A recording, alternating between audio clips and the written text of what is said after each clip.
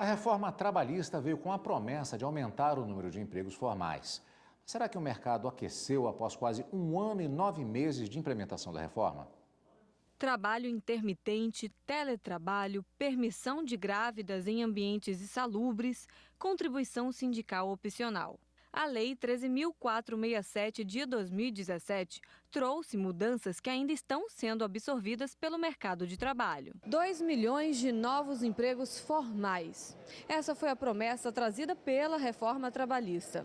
Mas, segundo dados do IBGE, a taxa média de desocupação em 2018 foi a maior dos últimos 7 anos em 13 capitais do país. Os números mostram um aumento da taxa de desemprego, o número de ocupados também diminuiu, a informalidade no setor privado cresceu. Segundo a Pesquisa Nacional por Amostra de Domicílios do 4º trimestre de 2018, o saldo de empregos seletistas ainda não atingiu a expectativa. Até o momento atual foram gerados 217 mil empregos. Então, assim, essa geração de empregos ainda não foi suficiente para a gente retornar aos tempos áureos do mercado de trabalho. A pesquisa ainda aponta que a Bahia foi o único estado que aumentou a taxa de desocupação no país. Enquanto o Brasil teve um declínio de 3 pontos percentuais, a Bahia aumentou em 1,2%, indo de 16,2% para 17,4%. Melhora é pequena, mas existe. E temos os setores que mais empregaram, foram os setores de comércio e serviço, que empregaram em torno de 30 mil novos empregos.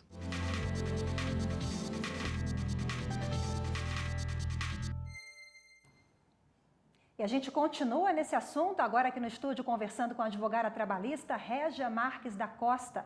Muito obrigada pela participação da senhora. Uma boa tarde, em primeiro lugar. Boa tarde. Boa tarde. Bom, vimos na reportagem que, a partir da reforma trabalhista, a informalidade cresceu. São trabalhadores brasileiros aí se reinventando, usando a criatividade para ganhar dinheiro. Mas isso significa que esse trabalhador informal, ele tem poucos benefícios ou quase nenhum. É isso, doutora? Em termos de reforma trabalhista, que veio com a Lei 13.467 de 2017, né? Acabou de fazer 1 ano, nós precisamos entender a informalidade como falta de carteira de trabalho assinada. E essa falta de carteira de trabalho assinada, ela repercute em recolhimentos, por exemplo, para o INSS. O que também vai trazer consequências para a aposentadoria, auxílio-doença, auxílio-maternidade. Agora, quando a gente fala em termos de... Desculpa, a senhora já tinha concluído? Sim. Perdão. Uma questão que tem se falado muito e que volta, inclusive, ao debate é por conta da reforma da Previdência, que ainda está sendo discutida, que é especificamente um ponto da questão da reforma trabalhista, exatamente sobre a questão da carteira assinada. Muito se argumenta que, não sendo feitos descontos para o trabalhador ser beneficiado, não poderem a questão da carteira assinada, isso dificultaria ou até impossibilitaria, eventualmente, a aposentadoria. Há um exagero nessa afirmação, doutora? Sim, há um exagero.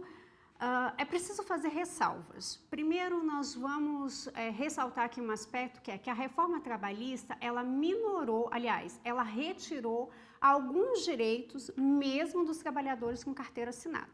Então, hoje, o atual artigo 457 da CLT, ele diz que verbas que anteriormente integravam o salário não mais integram, como, por exemplo, auxílio alimentação, abono e prêmio. Isso tudo era contado para uma futura aposentadoria, porque é uma média. Então, se eu retiro esses valores, a somatória no final ela vai estar diminuída. Então, isso também é um impacto sobre o trabalhador com carteira assinada.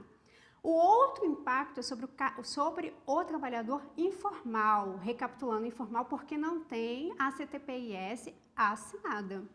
E aí, então, ele não tem recolhimento nenhum de forma automática para o INSS, porque ele não é filiado ao INSS. Mas ele vai ter aposentadoria? Sim, desde que ele faça o recolhimento e sobre a importância de 20%. Porque o INSS também tem outras alíquotas que não permitem a aposentadoria. E aí, também é importante frisar que o trabalhador autônomo, que hoje está regulado, e o trabalhador intermitente, são duas figuras que vieram com a reforma, eles precisam contribuir para o INSS por sua conta e responsabilidade, prestando atenção ao prazo de carência e às prestações. E aí eles vão poder ter outras aposentadorias, não por tempo de contribuição, mas por idade, uma aposentadoria por invalidez e outros benefícios, auxílio-doença e tal, auxílio-maternidade, desde que contribuam. Sobre o impacto aos trabalhadores. Vamos falar agora um pouquinho sobre o impacto na arrecadação para os cofres públicos? Sim. Então, nós precisamos compreender que o direito do trabalho ele é um fenômeno socioeconômico. Logo, ele vai ter as variações tanto do direito quanto da economia. Então, nós não podemos atribuir uma geração de emprego, um aumento ou uma diminuição só à simples alteração legislativa, porque isso não resolve. É preciso uma economia pujante. E, nesse aspecto, deixou-se de recolher alguns valores para o INSS, porque na figura do trabalhador autônomo e intermitente não existem alguns direitos, né, como, por exemplo, férias, 13º e tal. Então, logo, né, mas a gente também tem que ter em mente a questão tributária, porque o direito do trabalho anda paralelo com o direito previdenciário e com o direito tributário.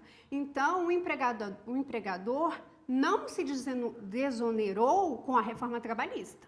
Então, possivelmente será necessário, né, a reforma fiscal.